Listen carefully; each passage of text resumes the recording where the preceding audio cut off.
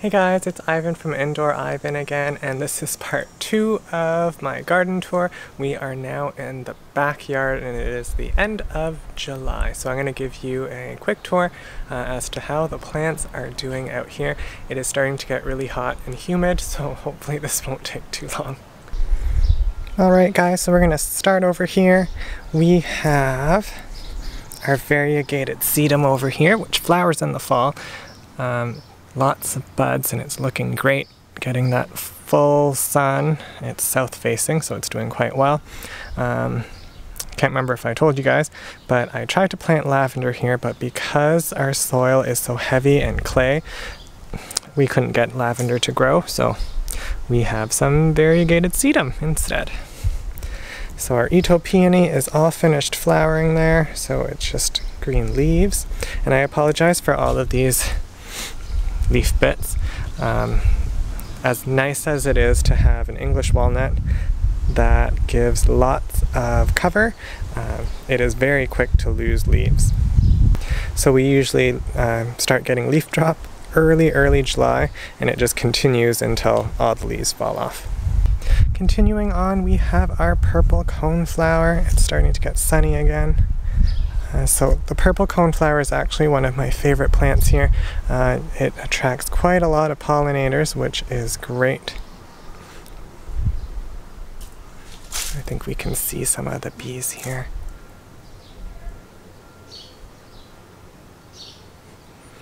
And then continuing on, we have our other Ito peony, the Shatsa daisies that are still flowering.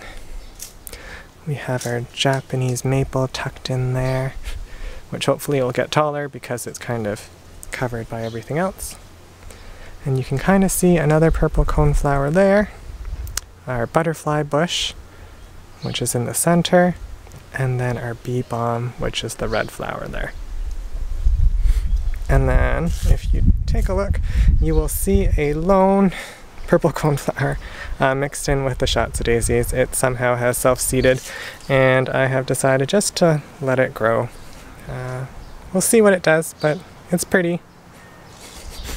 Down here we have some of the marigolds that I planted. Because we're in the shade, or we don't get as much sun here, they aren't as healthy looking as the other ones, but they're still doing okay.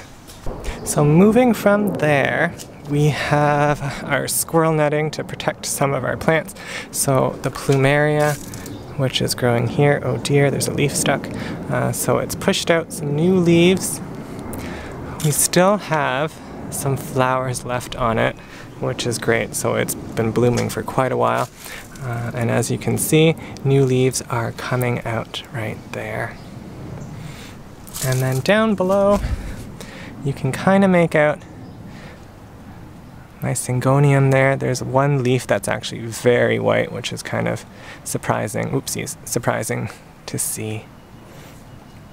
And then down below, we have all of our rickrack cactus cuttings. Some of them have started growing, some growths.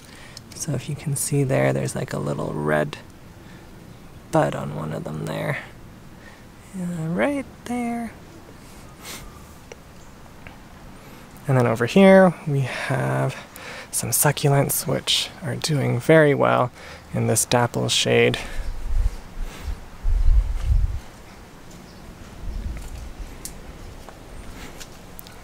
And then in this area, some hostas.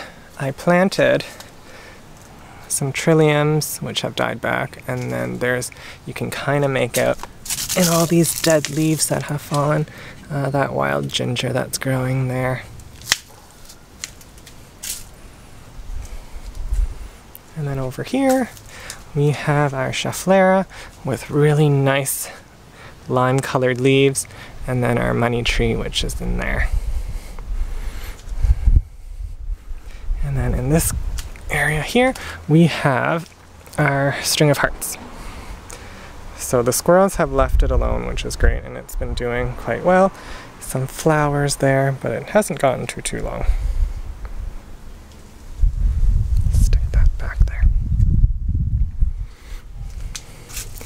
This little area is also squirrel netted. And this is where all the orchids are. So some Phalaenopsis orchids and some Oncidium orchids there. It's a little bit messy, but they are enjoying the humidity, and if you take a look carefully, you can see that one of them has pushed out some new buds there. And then continuing on, you can kind of make out the hellebores that I got from Vessi in there. And then if you take a look up here, we have some Hoyas that are hiding in this service berry bush. I'll show you the other one on the other side.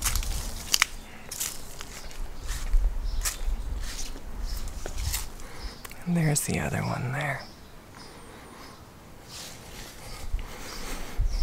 So up here we have some curly cactus, which right now is getting some direct sunlight. We have our rickrack cactus, which was a meal for the squirrels a while ago, but there's some new growth happening there, which is great to see. And there's some even right over there as well. So you'll notice that the squirrel netting is put right on top because I'm worried sometimes that the birds or the squirrels will try to eat more of the leaves off. So it's been doing well so far. And then over here we have our Monstera addisonii. Again, some squirrel netting just in case. If you remember, I pruned this back and there's lots of new leaves coming. I will have to take off these older yellow leaves as more green leaves come up. And then if we head down here, we have a mishmash of different things. We have some swamp milkweed from ON Native Plants, which are doing well. I don't think this one's going to flower. And we have our other one tucked in over here. So it's growing along some random plants that I decided to let grow. I think this might be goldenrod, I'm not sure.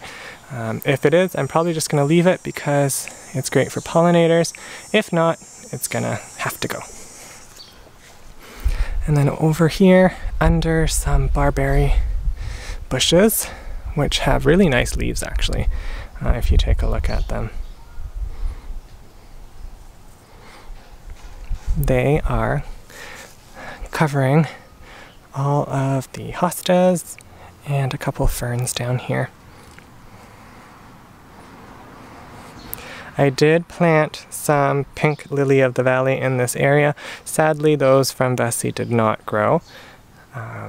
So some bare soil in this area, which is okay with me.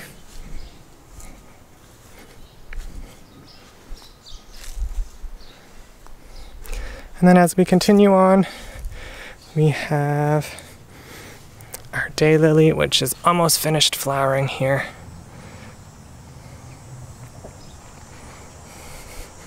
The Japanese maple, which is pretty much done putting out new growth. One of my Oncidium orchids, which I can't find a place to put it, so it's been sitting on the steps. And then we have more hostas on this side. We have some that are flowering right now, and they look really pretty.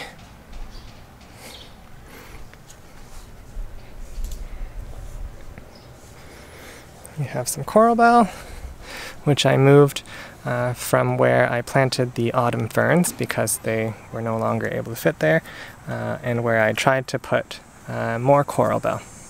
So it's just hanging out here.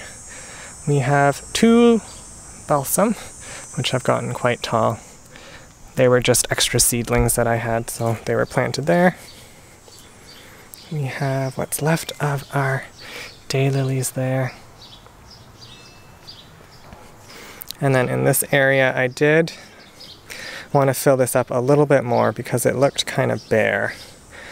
So I grabbed some plants that were on clearance So there were some lamb's ear at like $1.50 for a 4-inch pot. So I got some of those just to plant along the edge. Hopefully they'll eventually fill up. I got also, I forgot what this is. Oh dear, dense something. I'll put like the plant tag up. I just put them beside the daylilies because I'm hoping that they'll kind of grow and cover up kind of this more straggly looking leaves at some point.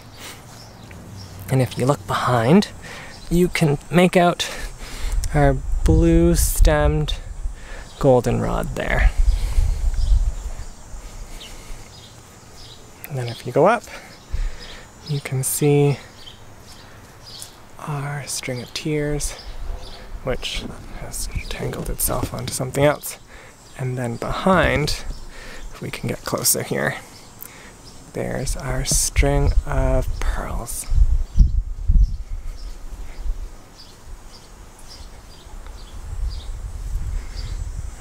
So again, we have some more blue stem goldenrod back in here. And over in this area, it is quite sunny. I decided to make a little bird bath.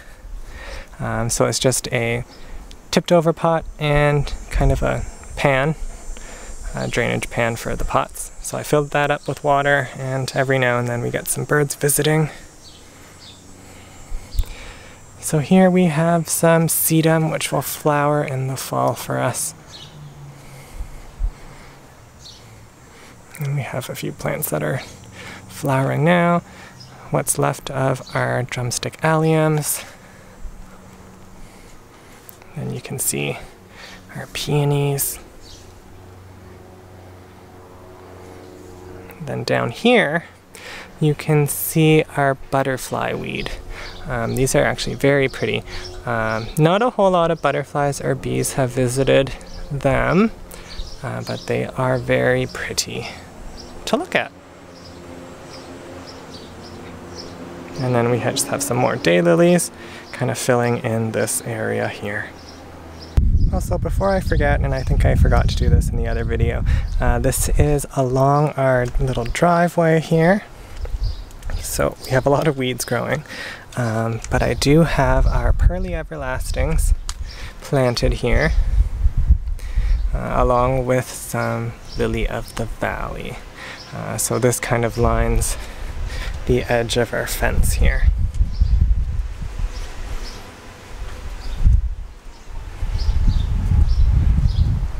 Anyways, that is it for this video. Again, I hope you enjoyed it. If you are new, feel free to subscribe, and if you like this video, give it a thumbs up. Until next time, bye.